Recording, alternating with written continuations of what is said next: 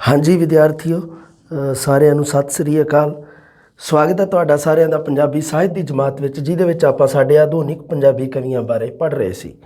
ਆਧੁਨਿਕ ਪੰਜਾਬੀ ਕਵੀਆਂ ਦੇ ਵਿੱਚ ਆਪਾਂ ਜਿਹੜਾ ਸਾਡਾ ਆਪਣਾ ਲਾਸਟ ਕਵੀ ਸੀ ਉਹ ਪੜ੍ਹਿਆ ਸੀਗਾ ਡਾਕਟਰ ਹਰਭਜਨ ਸਿੰਘ, ਸੁਹਜਵਾਦੀ ਕਵੀ ਹੈ ਜਿਹੜਾ।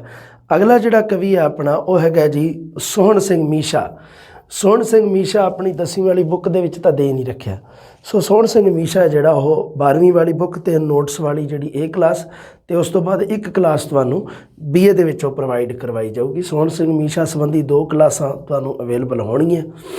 ਹਾਂਜੀ, ਸਭ ਤੋਂ ਪਹਿਲਾਂ ਆਪਾਂ ਗੱਲ ਕਰਦੇ ਹਾਂ ਸੋਹਣ ਸਿੰਘ ਮੀਸ਼ਾ। ਸੋਹਣ ਸਿੰਘ ਮੀਸ਼ਾ ਸਾਡਾ ਯਥਾਰਥਵਾਦੀ ਕਵੀ ਹੈ। 2 ਕਵਿਤਾਵਾਂ ਦਿੱਤੀਆਂ ਹੋਈਆਂ ਦੀਆਂ, ਇੱਕ ਹੈਗੀ ਹੈ ਕਵਿਤਾ ਧਰਤੀ ਦੇ ਬੋਲ, ਇੱਕ ਹੈਗੀ ਹੈ ਦੁਸ਼ਮਣੀ ਦੀ ਦਾਸਤਾਨ। ਮੈਂ ਤੁਹਾਨੂੰ ਕਿਹਾ ਸੀਗਾ ਕਿ ਤੁਸੀਂ ਨਾ ਵਾਰ-ਵਾਰ ਇਸ ਦਾ ਜਿਹੜਾ ਇੰਡੈਕਸ ਹੈ ਇਸ ਨੂੰ ਦੇਖਦੇ ਰਿਹਾ ਕਰੋ, ਇਹਦੇ ਨਾਲ ਤੁਹਾਡੇ ਕਲੀਅਰ ਹੋ ਜੂਗੀ ਸਥਿਤੀ। ਹੁਣ ਜਿਵੇਂ ਆਪਾਂ ਅੱਗੇ ਇੱਕ ਹੋਰ ਪੜ੍ਹਾਂਗੇ, ਸੁਰਜੀਤ ਪਾਤਰ ਪੜ੍ਹਾਂਗੇ, ਪੁਰਖਿਆਂ ਦੇ ਰਸਤੇ 'ਤੇ ਆਇਆ ਨੰਦ ਕਿਸ਼ੋਰ, ਅਤੇ ਇੱਕ ਆਪਾਂ ਤੁਹਾਨੂੰ ਪਤਾ ਹੀ ਹੈ ਉਹ ਨਾਲ ਆਪਾਂ ਕੌਣ ਪੜ੍ਹਨਾ, ਸ਼ਿਵ ਕੁਮਾਰ ਬਟਾਲਵੀ ਹੈ ਨਾ, ਜੋ ਸਾਡੀ ਇਸ 12ਵੀਂ ਵਾਲੀ ਦੇ ਵਿੱਚ ਤਾਂ ਨਹੀਂ ਦੇ ਰੱਖਿਆ। ਅਤੇ ਠੀਕ ਹੈ, ਹਾਂਜੀ ਆ ਜਾਓ ਫਿਰ ਆਪਾਂ ਸੋਹਣ ਸਿੰਘ ਮੀਸ਼ਾ 32 ਨੰਬਰ ਪੇਜ 'ਤੇ ਦੇ ਰੱਖਿਆ ਸੋਹਣ ਸਿੰਘ ਮੀਸ਼ਾ। ਸੋਹਣ ਸਿੰਘ ਮੀਸ਼ਾ ਦੀਆਂ 2 ਕਵਿਤਾਵਾਂ, ਉਹਨਾਂ ਦੀ ਆਲੋਚਨਾਤਮਕ ਵਿਆਖਿਆ ਸੁਣੋ। ਸਭ ਤੋਂ ਪਹਿਲਾਂ ਕੀ ਗੱਲਾਂ ਕੀਤੀਆਂ। ਨਵੇਕਲੀ ਸੁਰ ਵਾਲਾ ਕਵੀ ਹੈ। ਸਭ ਤੋਂ ਪਹਿਲੀ ਗੱਲ ਧਿਆਨ ਦੇ ਵਿੱਚ ਰੱਖਣ ਵਾਲੀ ਹੈ, ਮੱਧ ਸ਼੍ਰੇਣੀ ਦੇ ਲੋਕਾਂ ਦੀ ਸਧਾਰਨਤਾ ਦੀ ਗੱਲ ਕੀਤੀ ਹੈ। ਮੱਧ ਸ਼੍ਰੇਣੀ ਦੇ ਲੋਕਾਂ ਦੀ ਸਧਾਰਨਤਾ ਦੀ ਗੱਲ ਕਰਨ ਵਾਲਾ ਕਵੀ ਕੌਣ ਹੈ? ਸੋਹਣ ਸਿੰਘ ਮੀਸ਼ਾ। ਜਾਂ ਅਗਰ ਪੁੱਛਿਆ ਜਾਵੇ ਕਿ ਸੋਹਣ ਸਿੰਘ ਮੀਸ਼ਾ ਕਿਹੜੀ ਸ਼੍ਰੇਣੀ ਦੇ ਲੋਕਾਂ ਨਾਲ, ਕਿਸ ਸ਼੍ਰੇਣੀ ਦੇ ਨਾਲ ਸੰਬੰਧਿਤ ਹੈ, ਕਿ ਉੱਚ ਵਰਗ ਦੇ ਨਾਲ ਜਾਂ ਨਿਮਨ ਵਰਗ ਦੇ ਨਾਲ ਜਾਂ ਮੱਧ ਵਰਗ ਦੇ ਨਾਲ, ਤਾਂ ਇਹਦਾ ਸਹੀ ਉੱਤਰ ਹੋਊਗਾ ਮੱਧ ਵਰਗ। ਅੱਗੇ ਮੱਧ ਵਰਗ ਦੇ ਲੋਕਾਂ ਦੀ ਸਧਾਰਨਤਾ ਦੀ ਗੱਲ ਕੀਤੀ ਹੈ, ਕਿਉਂਕਿ ਮੱਧ ਵਰਗ ਹੈ ਜਿਹੜਾ ਮਿਡਲ ਕਲਾਸ ਜਿਹਨੂੰ ਆਪਾਂ ਕਹਿ ਦਿੰਦੇ ਹਾਂ, ਉਹਨਾਂ ਦੀ ਗੱਲ ਕੀਤੀ ਹੈ। ਆਪਣੀਆਂ ਕਵਿਤਾਵਾਂ ਵਿੱਚ ਰਾਜਸੀ ਅਵਚੇਤਨ ਦਾ ਪ੍ਰਗਟਾਵਾ ਕੀਤਾ ਹੈ। ਮਤਲਬ ਕੀ ਹੈ ਕਿ ਮਤਲਬ ਕਿ ਰਾਜਨੀਤੀ ਬਾਰੇ ਰਾਜਸੀ ਅਵਚੇਤਨ ਹੈ ਜਿਹੜੀ ਉਸ ਦਾ ਪ੍ਰਗਟਾਵਾ ਕੀਤਾ। 2 ਗੱਲਾਂ ਇੱਥੇ ਆਪਣੀਆਂ ਇੰਪੋਰਟੈਂਟ, ਬਹੁਤ ਮਤਲਬ ਕਿ ਇਹ ਮਹੱਤਵਪੂਰਨ ਗੱਲਾਂ ਹੈ ਇਹ ਜਿਹੜੀਆਂ 2 ਗੱਲਾਂ। ਇੱਕ ਤਾਂ ਮੱਧ ਸ਼੍ਰੇਣੀ ਦੇ ਲੋਕਾਂ ਦੀ ਸਧਾਰਨਤਾ ਦੀ ਗੱਲ ਕੀਤੀ ਹੈ, ਅਤੇ ਦੂਸਰੀ ਕੀ ਹੈ, ਰਾਜਸੀ ਅਵਚੇਤਨ ਦਾ ਪ੍ਰਗਟਾਵਾ। ਇੱਕ ਆਪਾਂ ਕਹਿ ਦਿੰਦੇ ਹਾਂ ਚੇਤਨ, ਅਚੇਤਨ, ਅਵਚੇਤਨ ਹੈ ਨਾ। ਤੁਸੀਂ ਸਿਗਮੰਡ ਫਰਾਇਡ ਦਾ ਜਿਹੜਾ ਮਨੋਵਿਸ਼ਲੇਸ਼ਣਵਾਦੀ ਸਿਧਾਂਤ ਪੜ੍ਹਦੇ ਆ ਅਤੇ ਉਹਦੇ ਵਿੱਚ 3 ਅਵਸਥਾਵਾਂ ਦਾ ਜ਼ਿਕਰ ਕਰਦਾ ਹੈ। ਸੋਹਣ ਸਿੰਘ ਮੀਸ਼ਾ ਦਾ ਜਨਮ ਪਿੰਡ ਭੇਟ, ਜ਼ਿਲ੍ਹਾ ਕਪੂਰਥਲਾ 30 ਅਗਸਤ 1934 ਨੂੰ ਹੋਇਆ ਜੀ। ਕਵਿਤਾ ਲਿਖਣੀ ਜਦੋਂ ਸ਼ੁਰੂ ਕੀਤੀ ਤਾਂ ਉਦੋਂ ਰੋਮਾਂਟਿਕ ਪ੍ਰਗਤੀਵਾਦੀ ਕਵਿਤਾ ਦਾ ਦੌਰ ਸੀਗਾ। ਜਦੋਂ ਇਹਨੇ ਕਵਿਤਾ ਲਿਖਣੀ ਸ਼ੁਰੂ ਕੀਤੀ ਉਦੋਂ ਰੋਮਾਂਟਿਕ ਪ੍ਰਗਤੀਵਾਦੀ ਕਾਵਿਧਾਰਾਵਾਂ ਦੋਵੇਂ ਚੱਲ ਰਹੀਆਂ ਸੀ। ਅਤੇ ਤੁਹਾਨੂੰ ਪਤਾ ਹੀ ਹੈ ਵੀ ਉਹਨਾਂ ਦੇ 2 ਜਿਹੜੇ ਮੁੱਖ ਬੰਦੇ ਸੀਗੇ, ਤਾਂ ਉਹ ਤੁਹਾਨੂੰ ਪਤਾ ਹੀ ਹੈ ਅੰਮ੍ਰਿਤਾ ਮੋਹਨ ਯੁੱਗ ਹੈ ਜਿਹੜੀ ਉਹ ਰੋਮਾਂਟਿਕ ਪ੍ਰਗਤੀਵਾਦੀ ਕਾਵਿਧਾਰਾ ਹੈ। ਅਤੇ ਉਦੋਂ ਕੀ ਸੀ ਵੀ ਰੋਮਾਂਟਿਕ ਕਾਵਿਧਾਰਾ ਜਿਹੜੀ ਉਹ ਲਗਭਗ ਖਤਮ ਦੇ ਨੇੜੇ ਸੀ, ਅਤੇ ਪ੍ਰਗਤੀਵਾਦੀ ਕਾਵਿਧਾਰਾ ਦਾ ਜ਼ੋਰ ਸੀ। ਦੋਨੋਂ ਚੀਜ਼ਾਂ, ਰੋਮਾਂਟਿਕ ਪ੍ਰਗਤੀਵਾਦੀ ਕਾਵਿਧਾਰਾ ਚੱਲ ਰਹੀ ਸੀ, ਪਰ ਉਸਨੇ ਨਾ ਤਾਂ ਰੋਮਾਂਸ ਅਤੇ ਨਾ ਹੀ ਉਹਨਾਂ ਸੁਪਨਿਆਂ ਨੂੰ ਅਪਣਾਇਆ। ਆਪਣੀ ਕਵਿਤਾ ਵਿੱਚ ਸਧਾਰਨ ਮੱਧ ਸ਼੍ਰੇਣੀ ਦੀ ਸਧਾਰਨਤਾ ਨੂੰ ਪੇਸ਼ ਕਰਦਾ ਹੈ। ਮੱਧ ਸ਼੍ਰੇਣੀ ਦੇ ਲੋਕਾਂ ਦੀ ਸਧਾਰਨਤਾ, ਸਧਾਰਨ ਮੱਧ ਸ਼੍ਰੇਣੀ ਦੀ ਸਧਾਰਨਤਾ ਇੱਕੋ ਹੀ ਗੱਲ ਹੈ। ਮੱਧ ਸ਼੍ਰੇਣੀ ਦੇ ਲੋਕਾਂ ਦੀ ਸਧਾਰਨਤਾ, ਸਧਾਰਨ ਮੱਧ ਸ਼੍ਰੇਣੀ ਦੀ ਸਧਾਰਨਤਾ, 2 ਗੱਲਾਂ ਲਿਖੀਆਂ ਉਹਨੇ। ਅੱਗੇ ਦੇਖੋ, ਇਸ ਲਈ ਉਸ ਨੂੰ ਐਂਟੀ ਰੋਮਾਂਟਿਕ ਕਵੀ ਵੀ ਕਿਹਾ ਜਾਂਦਾ ਹੈ। ਤੁਹਾਨੂੰ ਪਤਾ ਹੈ ਕਿ ਕਾਰਨ ਕੀ ਹੈ ਵੀ ਐਂਟੀ ਰੋਮਾਂਟਿਕ ਕਿਉਂ ਕਿਹਾ ਜਾਂਦਾ, ਰੋਮਾਂਸਵਾਦ ਦਾ ਵਿਰੋਧੀ ਕਿਉਂ ਕਿਹਾ ਜਾਂਦਾ ਇਸ ਨੂੰ, ਰੋਮਾਂਸਵਾਦ ਦੇ ਵਿਰੋਧ ਵਿੱਚ ਕਿਉਂ ਖੜਾ ਹੈ ਸੋਹਣ ਸਿੰਘ ਮੀਸ਼ਾ ਜਿਹੜਾ, ਉਹ ਕਾਰਨ ਕੀ ਹੈ? ਕਿਉਂਕਿ ਉਹ ਕੀ ਕਰ ਰਿਹਾ ਹੈ, ਸਧਾਰਨ ਮੱਧ ਸ਼੍ਰੇਣੀ ਦੀ ਸਧਾਰਨਤਾ ਨੂੰ ਪੇਸ਼ ਕਰਦਾ ਹੈ। ਮੱਧ ਸ਼੍ਰੇਣੀ ਦੀ, ਕਿਉਂਕਿ ਪ੍ਰਗਤੀਵਾਦੀ ਵਿਚਾਰਧਾਰਾ ਇਹ ਐਂਟੀ ਰੋਮਾਂਟਿਕ ਕਿਉਂ ਹੈ? ਕਿਉਂਕਿ ਜਿਹੜਾ ਰੋਮਾਂਸਵਾਦੀ ਉਹਦੇ ਵਿੱਚ ਤਾਂ ਮੱਧ ਸ਼੍ਰੇਣੀ ਦੀ ਸਧਾਰਨਤਾ ਦੀ ਗੱਲ ਹੁੰਦੀ ਨਹੀਂ। ਇਸ ਕਰਕੇ ਕੀ ਹੈ ਕਿ ਜਿਹੜੀ ਇਸ ਦੀ ਸਧਾਰਨ ਮੱਧ ਸ਼੍ਰੇਣੀ ਦੀ ਸਧਾਰਨਤਾ ਨੂੰ ਪੇਸ਼ ਕਰਨ ਦੇ ਕਾਰਨ ਸਰਦਾਰ ਸੋਹਣ ਸਿੰਘ ਮੀਸ਼ਾ ਨੂੰ ਐਂਟੀ ਰੋਮਾਂਟਿਕ ਕਵੀ ਕਿਹਾ ਜਾਂਦਾ। ਬਹੁਤ ਇੰਪੋਰਟੈਂਟ ਗੱਲ ਹੋ ਗਈ, 3 ਇੰਪੋਰਟੈਂਟ ਗੱਲਾਂ ਹੋ ਗਈਆਂ। ਕਵਿਤਾ ਦੇ ਵਿੱਚ ਵਿਅੰਗ ਅਤੇ ਨਾਟਕੀਅਤਾ, ਸਧਾਰਨ ਬੋਲਚਾਲ ਦੀ ਭਾਸ਼ਾ ਨੂੰ ਜ਼ਿਆਦਾ ਵਰਤਦਾ। ਉਸ ਦੇ ਸਮੇਂ ਆਧੁਨਿਕਤਾਵਾਦੀ ਕਵਿਤਾ ਵੀ ਸਾਹਮਣੇ ਆਈ, ਪਰ ਉਸ ਨੇ ਕੀ ਕੀਤਾ, ਆਪਣੇ ਧੀਮੇ ਬੋਲਾਂ ਵਾਲੀ ਕਟਾਕਸ਼ੀ ਕਵਿਤਾ ਨੂੰ ਜਾਰੀ ਰੱਖਿਆ। ਇਸ ਕਰਕੇ ਇਸ ਨੂੰ ਧੀਮੇ ਬੋਲਾਂ ਦਾ ਕਵੀ ਵੀ ਕਿਹਾ ਜਾਂਦਾ। ਧੀਮੇ ਬੋਲ ਇਸ ਕਵੀ ਦਾ ਇੱਕ ਕਾਵਿ ਸੰਗ੍ਰਹਿ ਵੀ ਹੈ, ਧੀਮੇ ਬੋਲ। ਦੇਹਾਂਤ 1974 ਦੇ ਵਿੱਚ ਸੁਖਨਾ ਝੀਲ ਹਾਦਸੇ ਦੇ ਵਿੱਚ ਹੋ ਗਿਆ ਸੀ। ਦਸਤਕ ਰਸਤਾ, ਕੱਚ ਦੇ ਵਸਤਰ, ਚੁਰਸਤਾ, ਧੀਮੇ ਬੋਲ, ਇਹ ਇਸ ਦੇ ਪ੍ਰਸਿੱਧ ਕਾਵ ਸੰਗ੍ਰਹਿ ਆ। ਕੱਚ ਦੇ ਵਸਤਰ ਕਾਵ ਸੰਗ੍ਰਹਿ ਲਈ ਸੋਹਣ ਸਿੰਘ ਮੀਸ਼ਾ ਨੂੰ ਭਾਰਤੀ ਸਾਹਿਤ ਅਕਾਦਮੀ ਪੁਰਸਕਾਰ ਮਿਲਿਆ। ਹਾਂਜੀ, ਅੱਗੇ ਦੇਖਦੇ ਹਾਂ ਧਰਤੀ ਦੇ ਬੋਲ। ਸਭ ਤੋਂ ਪਹਿਲੀ ਹੈ ਜਿਹੜੀ ਧਰਤੀ ਦੇ ਬੋਲ, ਇਹ ਯਥਾਰਥਵਾਦੀ ਕਵੀ ਹੈ। ਇੱਕ ਧਿਆਨ ਰੱਖਣਾ ਤੁਸੀਂ, ਜੀਵਨ ਦੇ ਯਥਾਰਥ ਨੂੰ ਪੇਸ਼ ਕਰਨ ਵਾਲਾ ਹੈ। ਮਤਲਬ ਕੀ ਹੈ, ਜੀਵਨ ਦਾ ਯਥਾਰਥ ਕਿਵੇਂ ਹੈ, ਕਿਉਂਕਿ ਜਦੋਂ ਸਧਾਰਨ ਮੱਧ ਸ਼੍ਰੇਣੀ ਦੀ ਸਧਾਰਨਤਾ ਨੂੰ ਪੇਸ਼ ਜਦੋਂ ਕੋਈ ਕਰੂਗਾ ਤਾਂ ਉਸ ਨੂੰ ਯਥਾਰਥਵਾਦੀ ਕਿਹਾ ਜਾਂਦਾ ਹੈ। ਉਹ ਯਥਾਰਥਵਾਦੀ ਕਵੀ ਹੈ। ਇਸ ਕਰਕੇ ਕੋਈ ਪ੍ਰਗਤੀਵਾਦੀ ਕਵੀ ਹੈ, ਕੋਈ ਰੋਮਾਂਸਵਾਦੀ ਕਵੀ ਹੈ, ਕੋਈ ਰਹੱਸਵਾਦੀ ਕਵੀ ਹੈ। ਸੋਹਣ ਸਿੰਘ ਮੀਸ਼ਾ ਕਿਹੜਾ ਕਵੀ ਹੈ, ਕੋਈ ਪ੍ਰਯੋਗਸ਼ੀਲ ਕਵੀ ਹੈ, ਕੋਈ ਸੋਝਵਾਦੀ ਕਵੀ ਹੈ ਡਾਕਟਰ ਹਰਭਜਨ ਸਿੰਘ। ਤਾਂ ਇਹ ਜਿਹੜਾ ਸੋਹਣ ਸਿੰਘ ਮੀਸ਼ਾ ਹੈ ਇਹ ਯਥਾਰਥਵਾਦੀ ਕਵੀ। ਯਥਾਰਥ ਦਾ ਸ਼ਾਬਦਿਕ ਅਰਥ ਹੁੰਦਾ ਸੱਚ, ਸੱਤਿਆ, ਟਰੁੱਥ ਜਿਹਨੂੰ ਆਪਾਂ ਕਹਿ ਦਿੰਦੇ। ਧਰਤੀ ਦੇ ਬੋਲ, ਦੋ ਪਲ ਕੋਲ ਖਲੋ ਵੇ ਰਾਹੀਆ, ਦੋ ਪਲ ਹੋਰ ਖਲੋ, ਪੂੰਝਦਿਆਂ ਤੇਰੇ ਮੱਥੇ ਉੱਤੋਂ ਮੁੜਕਾ ਰਿਹਾ ਏ ਚੋ, ਦੋ ਪਲ ਹੋਰ ਖਲੋ ਵੇ ਰਾਹੀਆ, ਦੋ ਪਲ ਹੋਰ ਖਲੋ। ਸੋ ਧਰਤੀ ਹੈ ਜਿਹੜੀ ਉਹ ਪਾਂਧੀ ਨੂੰ, ਰਸਤੇ 'ਤੇ ਜਾਣ ਵਾਲੇ ਨੂੰ, ਪੈਂਡਾ ਤੈਅ ਕਰਨ ਵਾਲੇ ਨੂੰ, ਸਫ਼ਰ ਕਰਨ ਵਾਲੇ ਮਨੁੱਖ ਨੂੰ, ਉਹ ਜਿਹੜੀ ਧਰਤੀ ਹੈ ਉਹ ਉਸ ਨੂੰ ਕਹਿ ਰਹੀ ਹੈ। ਹੁਣ ਇਸ ਕਵਿਤਾ ਦੇ ਵਿੱਚ ਉਸ ਮਨੁੱਖ ਨੂੰ ਸੰਬੋਧਨ ਕੀਤਾ ਗਿਆ ਹੈ ਜੋ ਆਪਣੇ ਜੀਵਨ ਦੇ ਰਾਹ 'ਤੇ ਚੱਲ ਰਿਹਾ, ਸਾਰਾ ਦਿਨ ਕਮਾਉਣ ਦੇ ਚੱਕਰ ਵਿੱਚ। ਮੱਧ ਸ਼੍ਰੇਣੀਆਂ ਸਾਰਾ ਦਿਨ ਕਮਾਉਣ ਦੇ ਚੱਕਰ 'ਚ ਕੌਣ ਫਿਰਦਾ ਹੈ? ਮੱਧ ਸ਼੍ਰੇਣੀਆਂ। ਨਾ ਤਾਂ ਜਮਾਂ ਥਲੜੀ ਸ਼੍ਰੇਣੀ ਕਮਾਊਗੀ ਅਤੇ ਨਾ ਉਚਲੀ ਸ਼੍ਰੇਣੀ ਨੂੰ ਸਾਰਾ ਦਿਨ ਕੋਈ ਆਪਣੇ ਮੁੜਕਾ, ਸਿਰਫ ਮੱਧ ਸ਼੍ਰੇਣੀ ਦੇ ਹਿੱਸੇ ਆਇਆ, ਪਸੀਨਾ ਜਿਹੜਾ ਆਉਣਾ। ਹਾਂ, ਕਮਾਉਣ ਦੇ ਚੱਕਰ ਵਿੱਚ ਰਾਤ ਦਿਨ ਭੱਜਿਆ ਫਿਰਦਾ ਹੈ, ਫਿਰ ਵੀ ਸ਼ਾਂਤੀ ਨਹੀਂ ਹੈ। ਸਾਰੇ ਕੰਮ ਸਾਨੂੰ ਸਬਰ ਸੰਤੋਖ ਦੇ ਨਾਲ ਕਰਨੇ ਚਾਹੀਦੇ। ਇਸ ਕਵਿਤਾ ਦੇ ਵਿੱਚ ਇਹ ਉਪਦੇਸ਼ ਵੀ ਦਿੱਤਾ ਗਿਆ। ਜ਼ਿੰਦਗੀ ਦਾ ਸੁੱਖ ਆਰਾਮ ਮਾਣਨ ਵਾਸਤੇ ਕਵੀ ਨੂੰ ਕਿਹਾ ਗਿਆ ਹੈ। ਕੌਣ ਕਹਿ ਰਿਹਾ ਹੈ? ਧਰਤੀ ਮਾਤਾ ਕਹਿ ਰਹੀ ਹੈ ਅਤੇ ਉਹ ਮਨੁੱਖ ਨੂੰ ਕਹਿ ਰਹੀ ਹੈ ਜੋ ਆਪਣੀ ਜ਼ਿੰਦਗੀ ਦੇ ਸਫ਼ਰ ਵਿੱਚ ਆਪਣਾ ਪਰਿਵਾਰ ਪਾਲਣ ਵਾਸਤੇ ਕਹਿ ਲਓ, ਆਪਣੀ ਜ਼ਿੰਦਗੀ ਨੂੰ ਸੁਖਾਲੀ ਸੌਖੀ ਕਰਨ ਵਾਸਤੇ, ਇੱਕ ਆਰਾਮਦਾਇਕ ਜ਼ਿੰਦਗੀ ਬਿਤਾਉਣ ਵਾਸਤੇ ਬਹੁਤ ਸਾਰੀ ਮਿਹਨਤ ਮਸ਼ੱਕਤ ਘਾਲਣਾ ਘਾਲ ਰਿਹਾ ਅਤੇ ਉਸ ਬੰਦੇ ਦੇ ਪੱਲੇ ਹੈ ਜਿਹੜਾ ਕੁਝ ਪੈ ਨਹੀਂ ਰਿਹਾ ਇੰਨਾ। ਇਸ ਕਰਕੇ ਉਸ ਨੂੰ, ਉਸ ਦੀ ਜ਼ਿੰਦਗੀ ਨੂੰ ਕੀ ਹੈ, ਉਹਨੂੰ ਕਿਹਾ ਹੈ ਕਿ ਤੂੰ ਆਪਣੀ ਜ਼ਿੰਦਗੀ ਨੂੰ ਸੁੱਖ ਆਰਾਮ ਦੇ ਨਾਲ ਮਾਣਨ ਦਾ ਯਤਨ ਕਰ। ਸੋ ਕੀ ਹੈ ਦੇਖੋ, ਧਰਤੀ ਦੇ ਬੋਲ ਕੀ ਹੈ? ਦੋ ਪਲ ਕੋਲ ਖਲੋ ਵੇ ਰਾਹੀਆ, ਦੋ ਪਲ, 2 ਸੈਕਿੰਡ, ਮਤਲਬ ਪਲ ਇੱਕ ਸਮਾਂ ਹੁੰਦਾ, ਜਿਵੇਂ ਸੈਕਿੰਡ ਮਿੰਟ ਹੋ ਗਏ ਉਵੇਂ ਹੀ ਪਲ ਹੁੰਦਾ, ਸਮੇਂ ਦੀ ਘੜੀ ਨੂੰ ਕਿਹਾ ਜਾਂਦਾ। ਵੇ ਰਾਹੀਆ, ਰਾਹ ਜਾਣ ਵਾਲਿਆ, ਦੋ ਪਲ ਹੋਰ ਖਲੋ, ਪੂੰਝਦਿਆਂ ਤੇਰੇ ਮੱਥੇ ਉੱਤੋਂ ਮੁੜਕਿਆ ਰਿਹਾ ਏ ਚੋ, ਦੋ ਪਲ ਹੋਰ ਖਲੋ। ਦੱਸ ਖਾਂ ਬੀਬਾ ਕਾਹਦੀ ਜਲਦੀ, ਬੀਬਾ ਹੁੰਦਾ ਸਿਆਣਾ। ਦੱਸ ਖਾਂ ਬੀਬਾ ਕਾਹਦੀ ਜਲਦੀ, ਖਿੱਚ ਹੈ ਤੈਨੂੰ ਕਿਸ ਮੰਜ਼ਿਲ ਦੀ, ਕਿਸ ਵਾਅਦੇ ਤੂੰ ਡਰਦਾ ਏ ਤੂੰ ਦੇਰ ਨਾ ਜਾਵੇ ਹੋ, ਦੋ ਪਲ ਹੋਰ ਖਲੋ। ਦੱਸ ਜਾ ਆਪਣਾ ਥੌ ਟਿਕਾਣਾ, ਥੌ ਟਿਕਾਣਾ ਪਤਾ ਇੱਕੋ ਹੀ ਹੈ, ਇਹਨਾਂ ਦੇ ਅਰਥ ਬਣਦੇ। ਆਪਾਂ ਕਹਿੰਦੇ ਹਾਂ ਨਾ ਆਪਣਾ ਪਤਾ ਥੌ ਦੱਸੋ ਜੀ, ਥੌ ਪਤਾ ਦੱਸੋ। ਥੌ ਅਤੇ ਪਤਾ ਦੋਨਾਂ ਦੇ ਦੋਨੋਂ ਸਮਾਨਾਰਥੀ ਸ਼ਬਦ ਆ, ਸਮਾਨਾਰਥੀ ਜੋੜੇ ਵਰਤੇ ਜਾਂਦੇ ਆ। ਕਿੱਥੋਂ ਤੁਰਿਆ ਕਿੱਥੇ ਜਾਣਾ, ਕਿਸ ਪੈਂਡੇ ਦੀ ਭਟਕਣ, ਤੇਰੇ ਪੈਰੀਂ ਗਈ ਸਮੋ, ਦੋ ਪਲ ਹੋਰ ਖਲੋ। ਤੱਕ ਲੈ ਮਹਿਕਦੀਆਂ ਗੁਲਜ਼ਾਰਾਂ, ਤੂੰ ਆਪਣੀ ਜ਼ਿੰਦਗੀ ਨੂੰ ਕੀ ਹੈ ਸੁੱਖ ਮਾਣ ਲੈ, ਮਹਿਕਦੀਆਂ ਗੁਲਜ਼ਾਰਾਂ, ਮਾਣ ਲੈ ਕੁਝ ਚਿਰ ਮੌਜ ਬਹਾਰਾਂ, ਫੁੱਲਾਂ ਦੀ ਖੁਸ਼ਬੂ ਪੂੰਝਦਿਆਂ ਤੇਰੇ ਮੱਥੇ ਉੱਤੋਂ ਮੁੜਕਾ ਰਿਹਾ ਏ ਚੋ, ਦੋ ਪਲ ਹੋਰ ਖਲੋ। ਠੀਕ ਹੈ, ਬਹੁਤ ਹੀ ਸ਼ਾਨਦਾਰ ਮਤਲਬ ਕੀ ਹੈ ਜਿਹੜੀ ਇਹ ਹੈਗੀ ਹੈ ਜਿਹੜੀ ਕਵਿਤਾ। ਕੀ ਸ਼ਬਦ ਆਇਆ? ਗੁਲਜ਼ਾਰਾਂ। ਹਾਂ, ਗੁਲਜ਼ਾਰ। ਗੁਲਜ਼ਾਰ ਸ਼ਬਦ ਫੁਲਵਾੜੀ ਨੂੰ ਕਿਹਾ ਜਾਂਦਾ, ਬਾਗ ਨੂੰ, ਫੁੱਲਾਂ ਦੇ ਬਾਗ ਨੂੰ ਕਿਹਾ ਜਾਂਦਾ, ਜਿਹਨੂੰ ਆਪਾਂ ਫੁਲਵਾੜੀ ਵੀ ਕਹਿ ਦਿੰਦੇ ਹਾਂ। ਗੁਲਜ਼ਾਰ ਸ਼ਬਦ ਦਾ ਅਰਥ ਫੁਲਵਾੜੀ, ਫੁੱਲਾਂ ਦਾ ਬਾਗ, ਬਗੀਚਾ। ਹਾਂਜੀ, ਦੁਸ਼ਮਣੀ ਦੀ ਦਾਸਤਾਨ। ਦੇਖੋ ਜੀ, ਸਾਰੇ ਕਵੀਆਂ ਨਹੀਂ, ਤੁਹਾਨੂੰ ਪਤਾ ਹੈ ਵੀ ਇਹ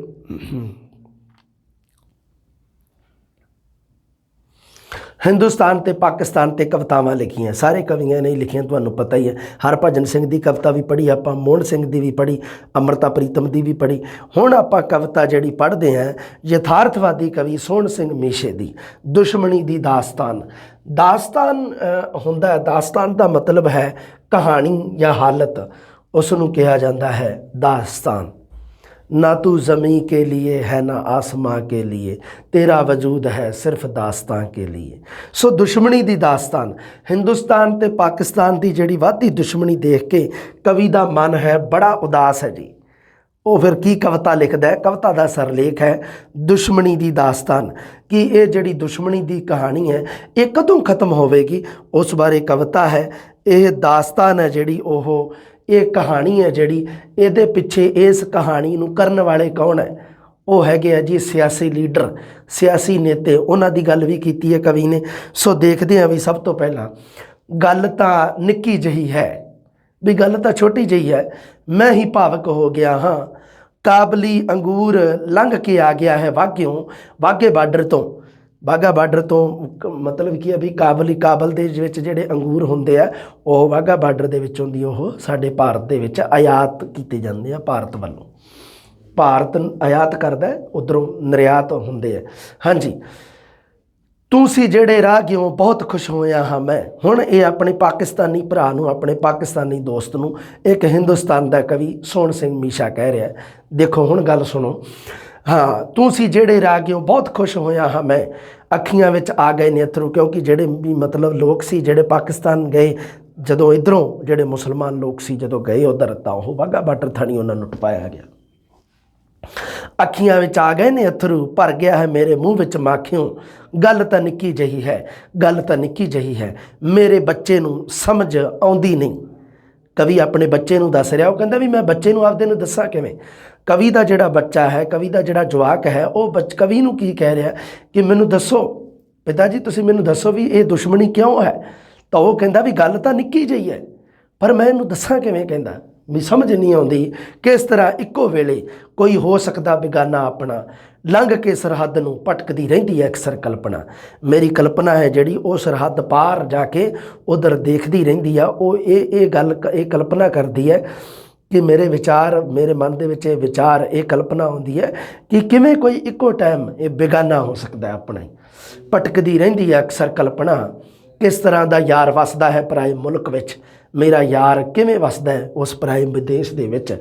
ਇਸ ਲਈ ਇੰਜ ਲੋਚਦਾ ਰਹਿੰਦਾ ਹਾਂ ਮੈਂ, ਲੁੱਛਦਾ, ਇਸ ਲਈ ਇੰਜ ਲੁੱਛਦਾ ਰਹਿੰਦਾ ਹਾਂ। ਲੁੱਛ ਦਾ ਮਤਲਬ ਹੁੰਦਾ ਹੈ ਤੜਪਣਾ, ਤੜਪ ਹੁੰਦੀ ਹੈ ਨਾ ਇੱਕ ਅੰਦਰ, ਉਸ ਨੂੰ ਕਿਹਾ ਹੈ ਲੁੱਛਣਾ, ਤੜਪਣਾ। ਪੁਰੇ ਲੜ ਬੰਨ੍ਹਦਾ ਸਲਾਮਾਂ, ਪੱਛੋਂ ਤੋਂ ਵੀ ਹਾਲ ਜਿਸ ਦਾ ਪੁੱਛਦਾ ਰਹਿੰਦਾ ਹਾਂ ਮੈਂ। ਪੁਰੇ ਦੀ ਜਿਹੜੀ ਵਾਹ ਹੈ ਜਿਹੜੀ ਉੱਧਰ ਨੂੰ ਚੱਲਦੀ ਹੈ, ਅਤੇ ਜਿਹੜੀ ਪੱਛੋਂ ਦੀ ਵਾਹ ਹੈ ਜਿਹੜੀ ਆ ਉੱਧਰੋਂ ਪਾਕਿਸਤਾਨ ਵੱਲੋਂ ਇੱਧਰ ਨੂੰ ਚੱਲਦੀ ਹੈ ਆਪਣੇ ਵੱਲ ਨੂੰ। ਸੋ ਇਹਦੇ ਵਿੱਚ ਕੀ ਹੈ ਕਿ ਉਹ ਕਹਿੰਦਾ ਵੀ ਮੈਂ ਪੁਰੇ ਦੀ ਹਵਾ ਜਦੋਂ ਚੱਲਦੀ ਹੈ, ਪੂਰਬ ਦੀ ਹਵਾ ਜਦੋਂ ਚੱਲਦੀ ਹੈ, ਤਾਂ ਉਹਦੇ ਲੜ ਸਲਾਮਾਂ ਬਣਦਾ ਹੈ ਕਿ ਮੇਰੇ ਯਾਰ ਨੂੰ ਸਲਾਮ ਦੇਈ, ਮੇਰੇ ਦੋਸਤ ਨੂੰ ਸਲਾਮ ਕਰੀ, ਮੇਰੇ ਵੱਲੋਂ ਭੇਜੀ ਗਈ। ਪੱਛੋਂ ਤੋਂ ਵੀ ਹਾਲ ਜਿਸ ਦਾ ਪੁੱਛਦਾ ਰਹਿੰਦਾ, ਅਤੇ ਜਿਹੜੀ ਪੱਛਮ ਤੋਂ ਹਵਾ ਚੱਲਦੀ ਹੈ ਮੈਂ ਉਸ ਤੋਂ ਮੇਰੇ ਦੋਸਤ ਦਾ ਹਾਲ ਪੁੱਛਦਾ। ਵੀ ਜਿਹੜੀ ਤਾਂ ਪੂਰਬ ਦੀ ਹਵਾ ਹੈ ਉਹਦੇ ਰਾਹੀਂ ਤਾਂ ਮੈਂ ਆਪਣੇ ਦੋਸਤ ਨੂੰ ਸਲਾਮ ਭੇਜਦਾ, ਅਤੇ ਜਿਹੜੀ ਪੱਛਮ ਦੀ ਹਵਾ ਹੈ ਉਹਦੇ ਦੁਆਰਾ ਮੈਂ ਆਪਣੇ ਦੋਸਤ ਦਾ ਉਸ ਪੱਛਮ ਦੀ ਹਵਾ ਨੂੰ ਹਾਲ ਪੁੱਛਦਾ। ਮਤਲਬ ਪ੍ਰਸ਼ਨ ਬਣ ਜੇ ਵੀ ਜਿਹੜੀ ਇਹ ਦੁਸ਼ਮਣੀ ਦੀ ਦਾਸਤਾਨ ਕਵਿਤਾ ਹੈ ਉਹਦੇ ਵਿੱਚ ਕਵੀ ਆਪਣੇ ਦੋਸਤ ਨੂੰ ਸਲਾਮ ਹੈ ਜਿਹੜੀ ਉਹ ਕਿਹੜੀ ਹਵਾ ਦੁਆਰਾ ਭੇਜਦਾ, ਵੀ ਪੂਰਬ ਦੀ ਹਵਾ ਜਾਂ ਪੱਛਮ ਦੀ ਹਵਾ ਦੁਆਰਾ। ਠੀਕ ਹੈ ਜੀ। ਹਾਂ, ਨਾ ਕਦੀ ਆਉਂਦਾ ਨਾ ਮਿਲਦਾ, ਨਾ ਕੋਈ ਚਿੱਠੀ ਨਾ ਸੁੱਖ ਸੁਨੇਹਾ, ਦੱਸਦਾ ਨਾ ਹਾਲ ਦਿਲ ਦਾ, ਗੱਲ ਤਾਂ ਨਿੱਕੀ ਜਿਹੀ ਹੈ, ਮੇਰੇ ਬੱਚੇ ਨੂੰ ਸਮਝ ਨਹੀਂ ਆਉਂਦੀ। ਜਿਨ੍ਹਾਂ ਲੋਕਾਂ ਨੇ ਬਹੁਤ ਨੇੜਿਓਂ ਹੰਢਾਇਆ ਇਸ ਚੀਜ਼ ਨੂੰ, ਉਹਨਾਂ ਦੇ ਵਿੱਚੋਂ ਸੋਹਣ ਸਿੰਘ ਮੀਸ਼ਾ ਵੀ ਇੱਕ ਸੀ। ਬਹੁਤ ਸਾਰੇ ਕਵੀ ਤੁਹਾਨੂੰ ਪਤਾ ਹੈ ਪਾਕਿਸਤਾਨ ਦੇ ਵਿੱਚ ਪੈਦਾ ਹੋਏ, ਹਿੰਦੁਸਤਾਨ ਦੇ ਵਿੱਚ ਆ ਵਸੇ, ਅਤੇ ਉਹ ਪਾਕਿਸਤਾਨ ਦੇ ਵਿੱਚ ਰਹਿੰਦਿਆਂ ਹੋਇਆਂ ਜਿਹੜਾ ਜਦੋਂ ਭਾਰਤ ਪੂਰਾ ਇੱਕ ਸੀ, ਜਦੋਂ ਪੂਰਾ ਇੱਕ ਹਿੰਦੁਸਤਾਨ ਸੀ, ਤਾਂ ਉਦੋਂ ਕੀ ਸੀਗਾ ਵੀ ਉਦੋਂ ਉਹ ਸਥਿਤੀ ਦੇ ਵਿੱਚ ਬਹੁਤ ਸਾਰੇ ਆਂਢੀ ਗੁਆਂਢੀ ਇਸ ਤਰ੍ਹਾਂ ਦੀ ਸੀ, ਕਈਆਂ ਦੇ ਵੀ ਜਿਹੜੇ ਉੱਥੇ ਰਹਿ ਗਏ, ਤਾਂ ਉਹਨਾਂ ਨੂੰ ਹੋ ਕੇ ਕਵੀ ਭਾਵਕ ਹੁੰਦਾ ਵੀ ਚਾਹੇ ਆਪਾਂ ਕੁਛ ਵੀ ਸਥਿਤੀ ਹੋਵੇ ਕਿਸ ਤਰ੍ਹਾਂ ਦੀ ਵੀ, ਪਰ ਉਹ ਜਿਹੜੀ ਭਾਵਨਾ ਹੈ ਕਵੀ ਦੀ, ਜਿਹੜੀ ਉਹ ਸੰਵੇਦਨਸ਼ੀਲਤਾ ਹੈ ਜਿਹੜੀ ਉਹ ਕਵਿਤਾ ਦੇ ਦੁਆਰਾ ਨਿਕਲ ਕੇ ਬਾਹਰ ਆਉਂਦੀ ਹੈ। ਗੱਲ ਤਾਂ ਨਿੱਕੀ ਜਿਹੀ ਹੈ, ਸਮਝ ਨਹੀਂ ਆਉਂਦੀ ਸਿਆਸਤਦਾਨ ਨੂੰ। ਇਹ ਜਿਹੜੇ ਬੈਠੇ ਆ ਰਾਜਨੀਤੀ ਕਰਨ ਵਾਲੇ ਸਿਆਸਤਦਾਨ ਜੋ ਰਾਜਨੀਤੀ ਕਰ ਰਹੇ ਆ, ਉਹਨਾਂ ਨੂੰ ਸਮਝ ਨਹੀਂ ਆਉਂਦੀ ਦੇਸ਼ ਭਗਤੀ ਵਿੱਚ ਵਿਘਨ ਪੈਂਦਾ ਕਿਵੇਂ।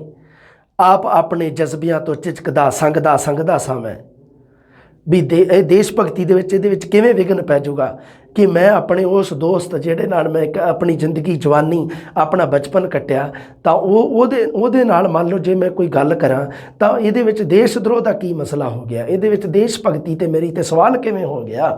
ਅਗਲੀ ਗੱਲ ਹੈ, ਹਾਂ ਯਾਦ ਹੈ ਚਾਨਣ ਵਿਗੁੱਚੀ ਘੁੱਪ ਹਨੇਰੀ ਰਾਤ ਵਿੱਚ, ਦੇਸ਼ ਮੇਰੇ ਦੇ ਲੜਾਕੂ ਸੂਰਮੇ ਸੀਰਮੇ ਪੀਂਦੇ ਸੀ ਅੱਗੇ ਵੱਧ ਰਹੇ, ਹਾਂ ਅੱਗੇ ਵੱਧ ਰਹੇ ਛਿੜਕਦੇ ਸੀ ਅੱਗੇ ਵੱਧ ਰਹੇ, ਉਹਨਾਂ ਦੀ ਸੂਰਮ ਗਤੀ ਨੂੰ ਸਿਰ ਝੁਕਦਾ ਚੁੱਪ ਚਪੀਤਾ ਤੇਰੇ ਮਾਪਿਆਂ ਤੇ ਬੱਚਿਆਂ ਦੀ खैर क्यों मंगदा सा।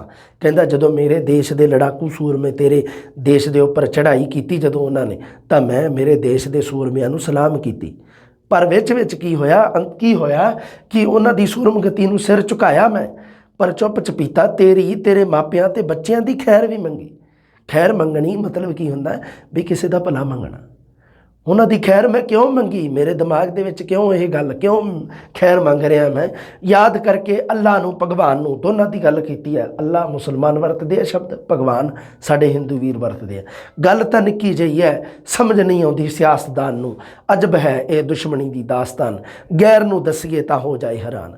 जो कोई मान लो गैर बंदा उन्होंने जे दसीए भी साडी जी भारत पाकिस्तान की साडी दुश्मनी है इस गल तो, तां वो बड़ा हैरान हुंदा भी बस निक्की जी गल, मेरियां फौजां दे अगे तेरियां फौजां ने जद हथियार सुट्टे, गिले वर्गी गल सी, कुछ रोस भी सी, तू तां रोया होएगा रोना ही सी, मेरे क्यों अथरू सी वगे, मैनू अपनी जित का चाह तां भला होना सी। भी जदों मेरियां फौजां ने तेरी फौज के उपर चढ़ाई की, तेरी फौज ने आत्म समर्पण किया जदों, तां मैनू तां होना चाहिए सी खुशी, पर मेरे वो हंझू क्यों वगे भी तेनू तो दुख सी, पर वह दुख मैनू क्यों लग्या। नाल ही क्यों कुछ तेरी हार का अफसोस भी सी, आप हुंदा हाँ हैरान, किहो जही है दुश्मनी की दास्तान। गल तां निक्की जही है, कौन समझाए सियासतदान नूं, किंज समझेगा मेरा बच्चा नदान, कद खत्म होवेगी आखिर, अजब है यह दुश्मनी की दास्तान।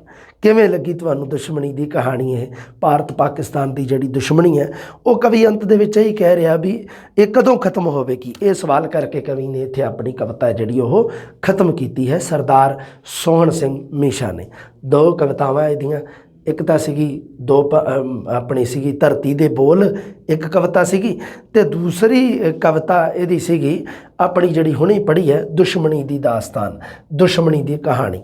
दोनों दे विच जिहड़ी जिहड़ी भी मैं तुहानूं गल दसी है तो वो तुसीं याद रखनी है बेटा जी। हुण आपां अगली गल करदे हैं भी हाँ जी, आधुनिक पंजाबी कविता का इतिहास दे विच आपां सोहन सिंह मीशा बारे देख लईए भी की कुछ दे रखिया। लो बेटा जी, सोहन सिंह मीशे दीयां गल्लां तां सोहन सिंह मीशे दे नाल ही है।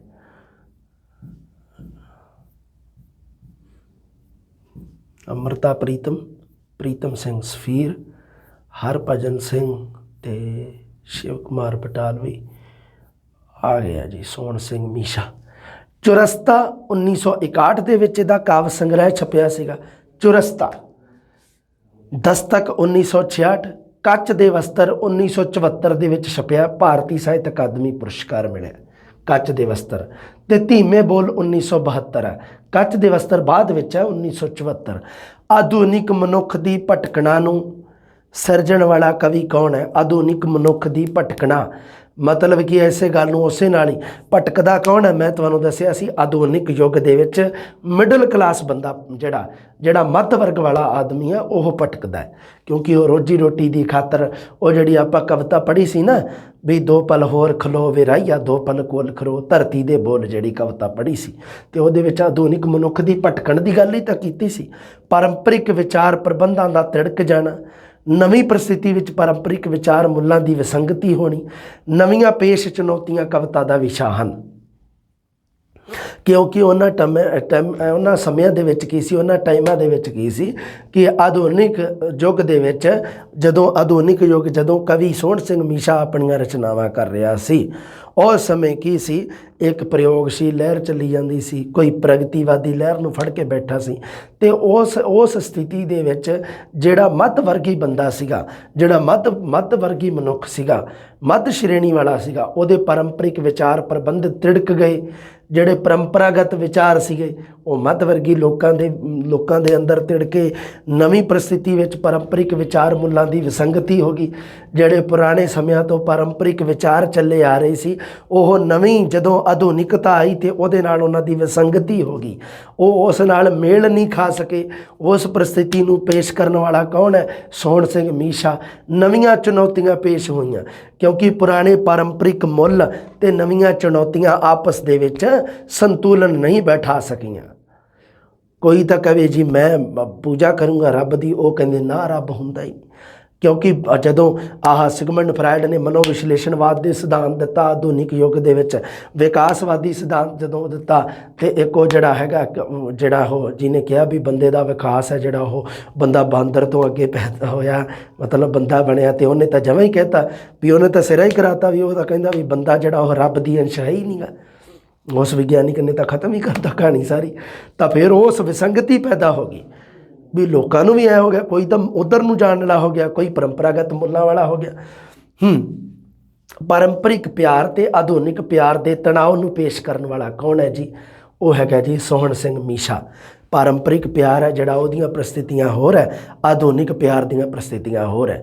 ਪਾਰੰਪਰਿਕ ਪਿਆਰ ਨੂੰ ਦੱਸਣ ਵੇਲੇ ਬੜਾ ਟਾਈਮ ਲੱਗ ਜਾਂਦਾ ਹੁੰਦਾ ਸੀ। ਪਾਰੰਪਰਿਕ ਪਿਆਰ ਸੀ ਜਿਹੜਾ, ਤਾਂ ਉਹਦੇ ਵਿੱਚ ਕੀ ਹੈ ਤੁਸੀਂ ਦੇਖ ਸਕਦੇ ਹੋ ਵੀ ਜਿਵੇਂ ਰਾਂਝੇ ਦਾ ਪਿਆਰ ਹੀਰ ਦੇ ਨਾਲ, ਉਹਦੇ ਵਿੱਚ ਰਾਂਝਾ ਜਿਹੜੀਆਂ ਉਹਦੀਆਂ ਉਹ ਮਤਲਬ ਕੀ ਹੈ ਵੀ ਉਹਦੇ ਘਰੇ ਚਾਕ ਵੀ ਬਣ ਕੇ ਰਹਿੰਦਾ, ਨੌਕਰ ਵੀ ਬਣ ਕੇ ਰਹਿੰਦਾ। ਅਤੇ ਹੁਣ ਕੀ ਹੈ ਵੀ ਹੁਣ ਉਹ ਪਿਆਰ ਨਹੀਂ, ਹੁਣ ਆਧੁਨਿਕ ਪਿਆਰ ਹੈ।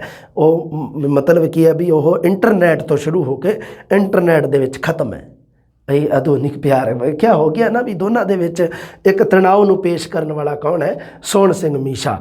ਇਸਤਰੀ ਮਰਦ ਸੰਬੰਧਾਂ ਬਾਰੇ ਕਵਿਤਾ ਲਿਖਣ ਵਾਲਾ ਇਹ ਵੀ ਸੋਹਣ ਸਿੰਘ ਮੀਸ਼ਾ ਹੀ ਹੈ।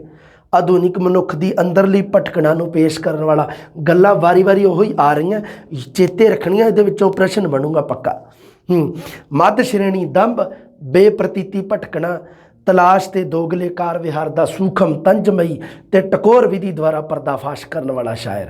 ਸੂਖਮ ਮਨੋਵਿਸ਼ਲੇਸ਼ਣ ਯੁਗਤਾ ਰਾਹੀਂ ਮੱਧ ਸ਼੍ਰੇਣਿਕ ਔਰਤ ਮਰਦ, ਪਤੀ ਪਤਨੀ, ਪ੍ਰੇਮੀ ਪ੍ਰੇਮਿਕਾ ਦੇ ਦੋਗਲੇ ਰਿਸ਼ਤੇ ਦੀਆਂ ਪਰਤਾਂ ਫਰੋਲਦਾ ਹੈ।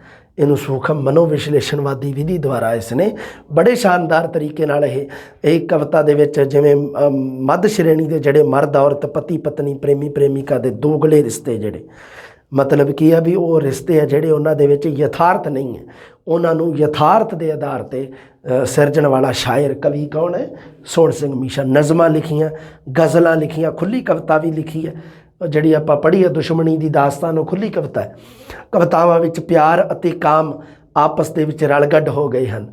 ਪਿਆਰ ਹੈ ਜਿਹੜਾ ਤੁਸੀਂ ਐਵੇਂ ਸਮਝੋ ਵੀ ਉਹਦਾ ਸੰਬੰਧ ਪਰੰਪਰਾ ਦੇ ਨਾਲ ਹੈ ਅਤੇ ਕਾਮ ਦਾ ਸੰਬੰਧ ਆਧੁਨਿਕਤਾ ਦੇ ਨਾਲ ਹੈ।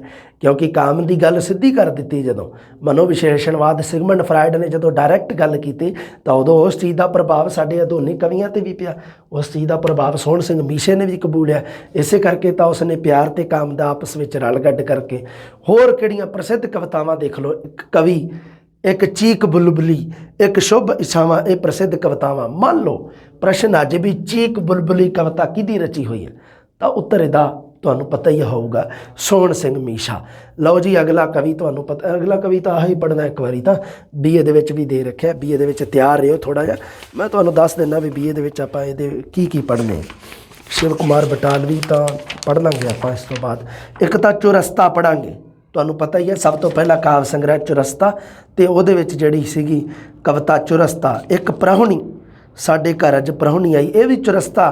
ਅਤੇ ਇੱਕ ਪ੍ਰਿਜ਼ਮ ਕਵਿਤਾ ਦਸਤਕ ਦੇ ਵਿੱਚੋਂ ਲਈ ਗਈ ਹੈ, ਅਤੇ ਇੱਕ ਲੀਕ ਕਵਿਤਾ ਇਹ ਕੱਚ ਦੇ ਵਸਤਰ ਤੋਂ ਲਈ ਗਈ। ਦੋ ਕਵਿਤਾਵਾਂ ਚੁਰਸਤਾ ਅਤੇ ਪ੍ਰਾਹੁਣੀ, ਇਹ ਤਾਂ ਚੁਰਸਤਾ ਕਾਵਿ ਸੰਗ੍ਰਹਿ 'ਚੋਂ ਲਈਆਂ ਗਈਆਂ। ਇੱਕ ਕਵਿਤਾ ਹੈਗੀ ਹੈ ਪ੍ਰਿਜ਼ਮ, ਇਹ ਦਸਤਕ ਕਾਵਿ ਸੰਗ੍ਰਹਿ 'ਚੋਂ ਲਈ ਗਈ ਹੈ। ਇੱਕ ਕਵਿਤਾ ਹੈਗੀ ਹੈ ਲੀਕ, ਅਤੇ ਇਹ ਹੈਗੀ ਹੈ ਜੀ ਕੱਚ ਦੇ ਵਸਤਰ ਕਾਵਿ ਸੰਗ੍ਰਹਿ ਦੇ ਵਿੱਚੋਂ ਲਈ ਗਈ ਹੈ। ਇਹਨਾਂ ਦੀ ਆਪਾਂ ਗੱਲ ਅਗਲੀ ਜਮਾਤ ਦੇ ਵਿੱਚ ਕਰਾਂਗੇ ਜੀ। ਮਿਲਦੇ ਹਾਂ ਜਲਦੀ। ਸਤਿ ਸ੍ਰੀ ਅਕਾਲ।